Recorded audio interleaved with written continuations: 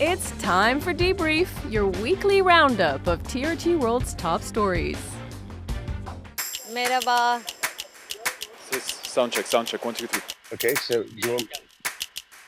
The stage has been set for the 2026 winter.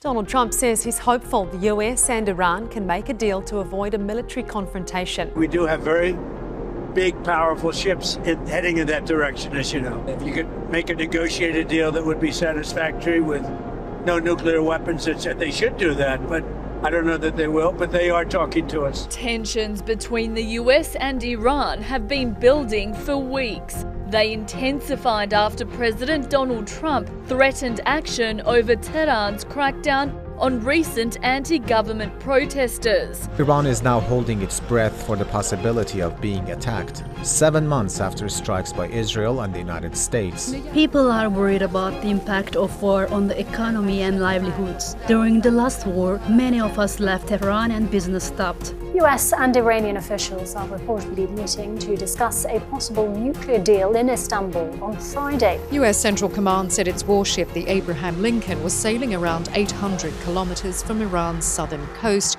when an Iranian drone approached with unclear intent. US fighter jets were deployed to shoot it down. Talks between the US and Iran scheduled for Friday are in jeopardy. There are reports in both countries that diplomats disagree over the venue and format of the meeting. Iran and the US are still arguing over exactly what will be on the agenda for their talks in Oman, which have now been confirmed will take place on Friday. Washington wants Iran's wider defense capabilities to be discussed at that meeting. The Secretary of State Marco Rubio says the talks will have to include, amongst other things, Iran's ballistic missile program, its support for armed proxy groups in the Middle East, also the crackdown on its own people during recent anti-government protests, as well as the president's demand that Tehran never develop a nuclear weapon. But Tehran says negotiation is a two-way street. It wants sanctions on it, deemed unjust, removed for a start. Critical talks between Iran and the US have concluded in Muscat, with the Omani mediators speaking to both sides separately. Oman's foreign minister, Badr al-Busaidi, who hosted the separate discussions, said the talks were a foundation for future engagement. Now, if diplomacy fails, both sides have warned of a military action, an outcome that nobody in the region wants, and a critical indicator of how crucial these talks are.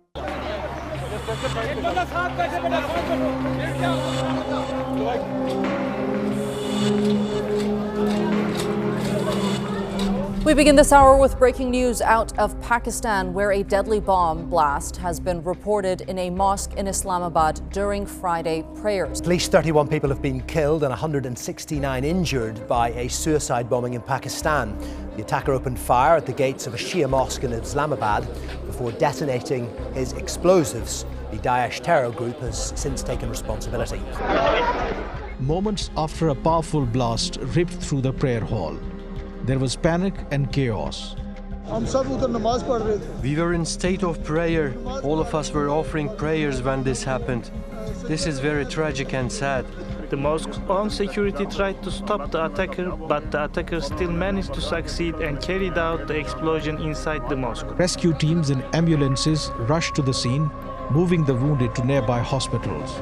Emergency services were put on high alert as casualties kept arriving. Outside the emergency ward of Islamabad's biggest hospital, anxiety is palpable here. Over 100 injured were brought to this hospital. And here's even more stories with the news in brief. Israel's been obliged to open the Rafah crossing under the ceasefire deal. And after delaying it to Monday, Gaza's only connection to the outside world has finally reopened. Nearly 100 Palestinians used the gate in the first 5 days it was open. And the UN says those numbers are far below what it's supposed to be. Most returnees are wounded civilians treated in Egypt. But the crossing's been closed for almost 18 months, and thousands more awaiting treatment are stuck on the other side. My son has a medical referral to travel outside Gaza for a cochlear implant, as this treatment is not available here. He is one of nearly 20,000 Palestinians in need of a medical evacuation from Gaza. Doctors have told us that every day of delay harms the hearing cells in his brain. Gaza's siege and border closures make it even harder. We were hoping the crossing would open, but the numbers of people allowed to travel are very limited, and our hope has been greatly reduced. On Tuesday, the Sudanese army said it took control of Kadugli in South Kordofan. The town was besieged by the Rapid Support Forces for around 2 years, and famine was declared there just 5 months ago. The UN says some 147,000 people have fled Kadugli, and broadly, millions were displaced in the civil war, causing the world's largest displacement crisis. Hours after Sudan's army chief declared the town liberated, the RSF launched a drone attack, hitting a health center and killing women and children. But nearly 3 years into the conflict, the Sudanese army has been on a winning streak. The highlight being the recapture of the capital, Khartoum, that's last March. Now, of Sudan's 18 states, the army now holds a majority of 13, while the remaining 5, that's mostly in the Darfur region, are held by the Rapid Support Forces. Ukraine is experiencing one of the coldest winters in years, and it's made worse by disruptions to the power grid. A technical issue took out power in Ukraine, Moldova and Romania on Saturday. And while Russia had agreed to stop its attacks on energy infrastructure for the weekend following a special request by US President Donald Trump, they resumed soon after, despite trilateral talks in Abu Dhabi this week. Following their meeting, the two sides exchanged over 300 prisoners of war on Thursday. As for the end of the war, there's still no progress on a peace agreement. It is important that the process is ongoing. We would like faster results, but if the next meeting is planned, it means there is a chance to continue the dialogue, which, of course, we very much hope will lead to the end of the war. On the other side of that table, the US and Russia have agreed to restart military dialogue hours after a nuclear treaty between them expired. Known as the New START Treaty, the pact restricted the nuclear arsenals of the two powers. Now the US wants to replace the deal with a broader agreement, also including China. But the lack of any constraints could have concerning consequences for global security. Over in Greece, 15 migrants have died off the coast of the island of Chios on Tuesday, after their boat collided with a Coast Guard vessel and capsized. The Greek Coast Guard says the boat was sailing towards the island with its lights off, ignoring signals from the patrol. 24 migrants were rescued, and port authorities have launched an investigation into the incident. But the country's migration minister was quick to blame the deaths on smugglers. Greece has long been criticized for its treatment of refugees and migrants in the Mediterranean, especially after the Coast Guard's attempts to tow a boat in 2023 killed hundreds. The US Justice Department's release of more than 3 million pages of documents linked to the convicted sex offender Jeffrey Epstein last week sent shockwaves around the world. In the UK, the files revealed further ties between former US Ambassador Peter Mandelson and Epstein, suggesting Mandelson leaked government secrets to him while in office. The backlash didn't stop there. Prime Minister Keir Starmer also came under fire for appointing Mandelson in 2024, despite their relationship being publicly known. Starmer later apologized for believing Mandelson's, quote, lies.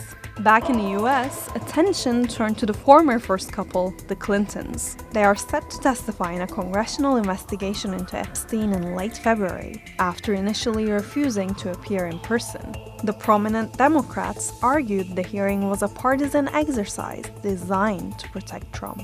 Former President Bill Clinton traveled on Epstein's jet after leaving office, and newly surfaced images show him posing in a swimming pool with a woman whose faces have been redacted. Many other high-profile names appear in the files. And while a mention does not automatically imply wrongdoing, President Trump appears to be the only figure to emerge unscathed, despite being referenced hundreds of times. And here's what it's like covering the stories behind the scenes. So this was the second time I have been reporting for TRT in Ukraine, and there was a big notable difference in terms of how much more intense it felt and how much more the war has kind of escalated. So we're based in the capital, and the main difference, of course, was the fact that this time round it was minus 15 degrees, and not only is it completely freezing, but at the same time, Kiev and, of course, much of Ukraine was experiencing a power cut.